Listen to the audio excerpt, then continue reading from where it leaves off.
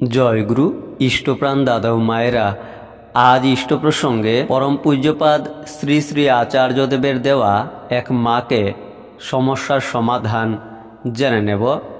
ভিডিওটি লাইক করে শেয়ার করবেন, যাতে যাদের যাদের এই সমস্যাগুলি রয়েছে ওনারা সমাধান পেয়ে যাবেন। এই ছোট্ট ভিডিও থেকে আচার্যদেবের এই অমৃতময় কথাগুলি জেনে নেব।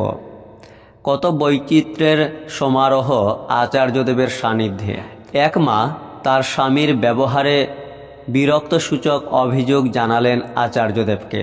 আচার্যদেব শুনে মাটিকে বলছেন, তাহলে কি স্বামীটাকে পরিবর্তন করতে চাও? মাটি লজ্জিতভাবে না না বলেও তার অভিযোগের কথাই বলতে থাকেন। শ্রী শ্রী আচার্যদেব ওই মাটিকে বলছেন, আমার বাবা মায়ের কোন আচরণ ব্যবহার পছন্দ হচ্ছে না, খারাপ লাগছে, তখন আমি কি করব? বাবা মাকে বাদ দিয়ে আরেকজনকে বাবা মা বানাবো? না আমার মনের দৃষ্টিভঙ্গিটাকে বদলাবো?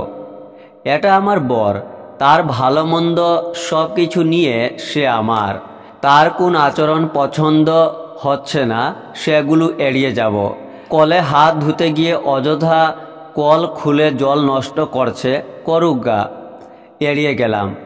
খেতে বসে ছড়িয়ে ছিটিয়ে খাচ্ছে, খাক গা, আমি গুটিয়ে নেব।